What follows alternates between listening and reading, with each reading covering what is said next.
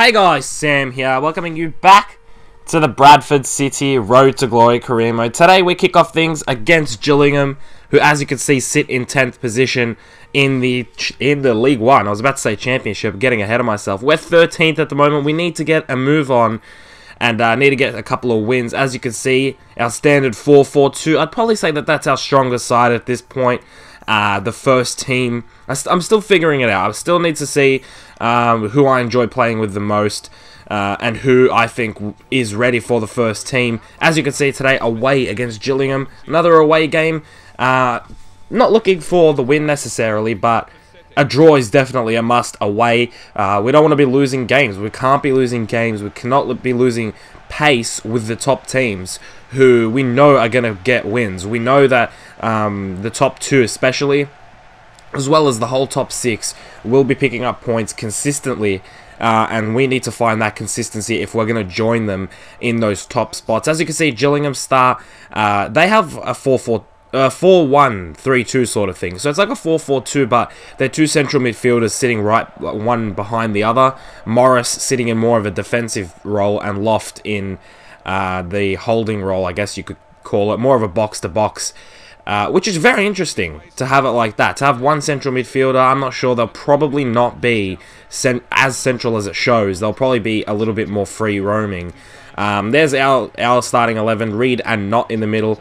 I think it was a midfield battle, to be honest. 4-1-3-2 versus a 4-4-2. I think it comes down to whoever can dominate the midfield, whoever can take control of the match and have the most possession. And as you can see right from the beginning, Darby has a decent shot saved by the keeper. I've really tested Darby and Halliday's long shots, our fullbacks, because I've noticed in this game, I think I've said this before, but I've noticed in this game that long shots are very easy to score. So I have been trying, and as you can see, again here, same positioning, Darby smashes it, and he's got some decent long shots, so does Halliday. So I've been trying with both of them in the efforts of maybe sneaking one in, you never know. Even if it's one goal in 5 games that I score from a long shot, I think that's worth it, to be honest.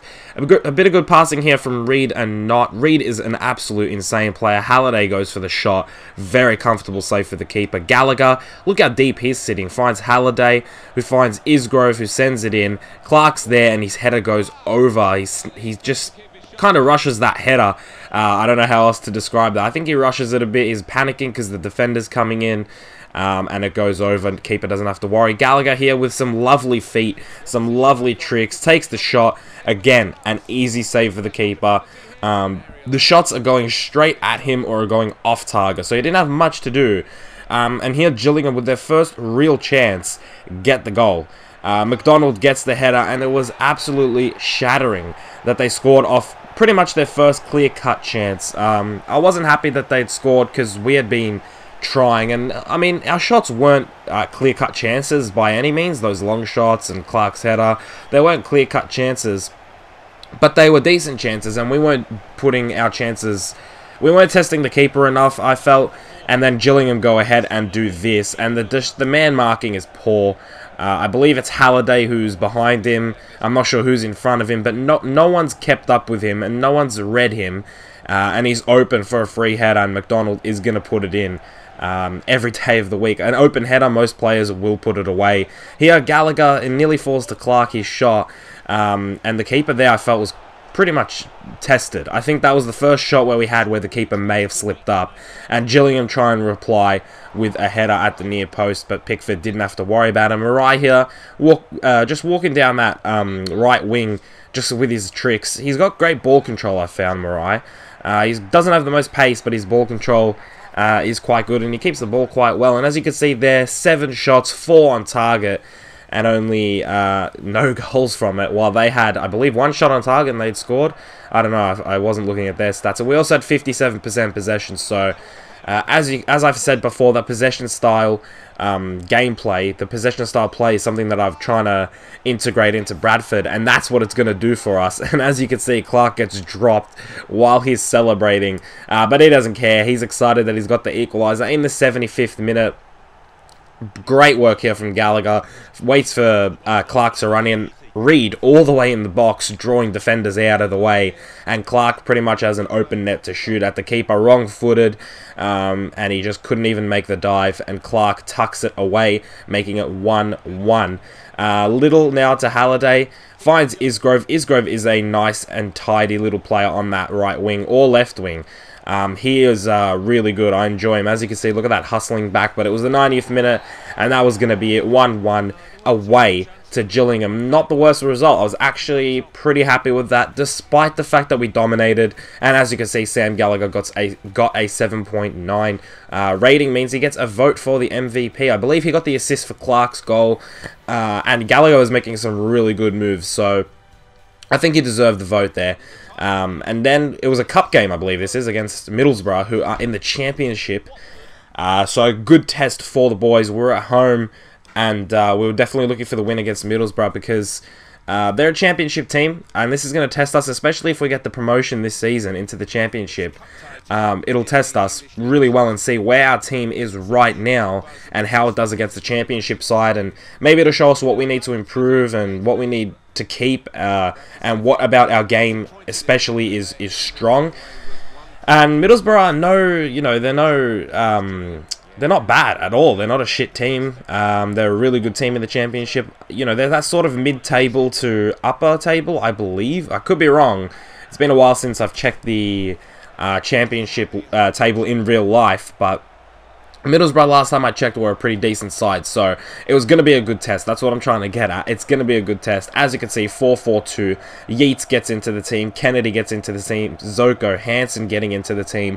A pretty different offensive lineup, but I believe we still had Little and Isgrove. So yeah, as far as our attacking six, I guess you can call it, 4 of them were different. And as you can see, Middlesbrough setting up with a 4-2-3-1 with Thomas Kalash in their right back position, a very experienced defender. And as you can see right from the beginning, Middlesbrough splitting us open there with some good 1-2 play. Hansen here tries to do something, and that is a decent volley. I mean, he tries oh no, we got an injury. I forgot about this. Isgrove, no. But as you can see, Hansen tried to do a little pass to like Zoko, and it didn't come down, and like it didn't go through, and it came back to him. And it was just amazing adaptability there that he took the shot. And it was a decent effort as well. And at halftime, we go in 0-0, and the main concern that I had was the injury. That's one thing I don't need this series, especially this season. In the League One, where you play so many games. I believe it's 46 games in the league, plus the cup games. There's no way I can be affording that. Little there, I believe it was, with an absolute blinder of a chance.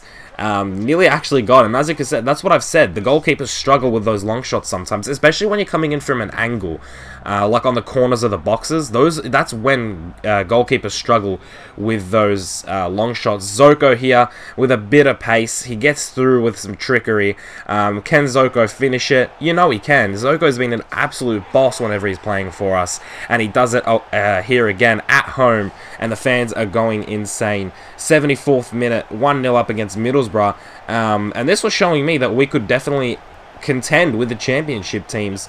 There was still a lot of work that had to be done. The team was getting dominated, especially in defense. I felt like Middlesbrough could get past our defense quite easily. As you saw in the first highlight, they just 1-2'd and just pretty much ripped our defense in half. But for the most part, I think we did decent, to be honest. I think we held our own. Zoko here with a beautiful touch to get around his man. Takes the shot. Oh my god, what a save that is. Just that little deflection that got it to the post. And it ends 1-0. So we progress in the cup through a Zoko goal, which I was actually quite impressed about.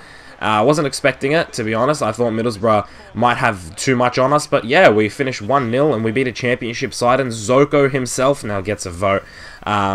Which it's well deserved. I think it was the only one that really stood out. I think everyone had a decent performance, but I think he was the only one that really stood out. Obviously Pickford as well, who made a couple of saves despite the fact that Middlesbrough didn't get any shots off. And as you can see, Isgrove is out for 3 months. Not the news that we wanted to hear. 5 games into the league and he's out for 3 months. That's not what you want to hear at all.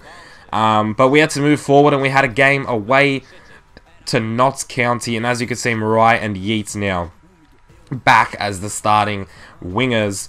It was just a massive blow, because Isgrove is just a tidy little player on that wing. I tell you what, like his ball control and pace is quite impressive actually, and he's so like small and nimble.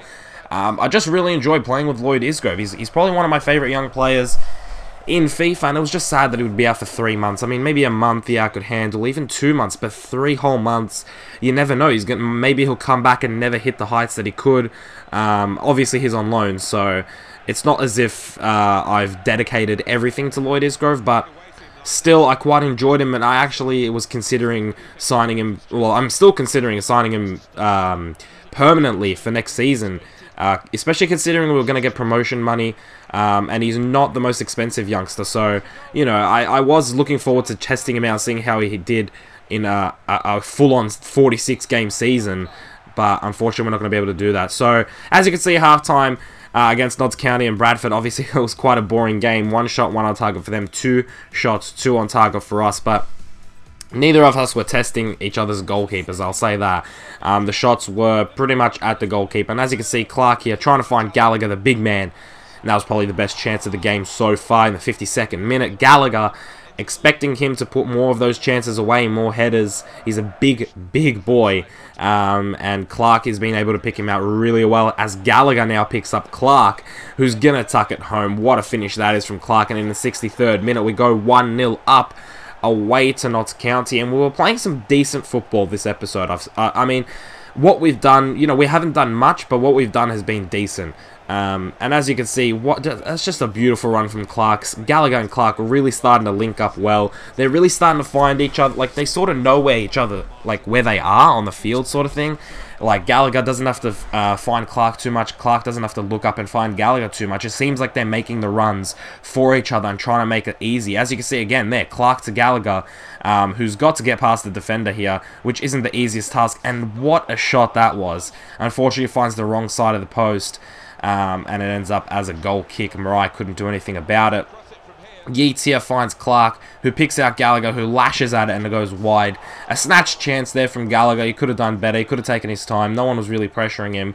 But at the end of the game, we go into full-time 1-0, and we picked up a win. 6 shots, 3 on target. Really played well in that second half, and Clark got another vote in the MVP awards. 8.2 rating. Very impressed with Clark. And that's the end of the episode there, guys. That's the table. Scunthorpe and Sheffield are at the top with 15 points to 13 points. Oldham is right there with Preston, Crawley and Chesterfield making up the rest of the top 6. And we sit at the moment in 12th.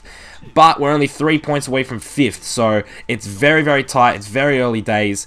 And as you see, going down the table, MK Dons, Port Vale, and Swindon are going down, and Colchester could be going down, but still very early days, and all those teams could be coming back. So that's the end of this episode, guys. If you enjoyed it, make sure you leave a like down below, subscribe if you're new, and as you guys know, at the end of every episode I will show you guys the race for the MVP award, who's got the most votes. Now remember, these are just EA's votes. There are my votes as well from every game that stay hidden until the end of the season.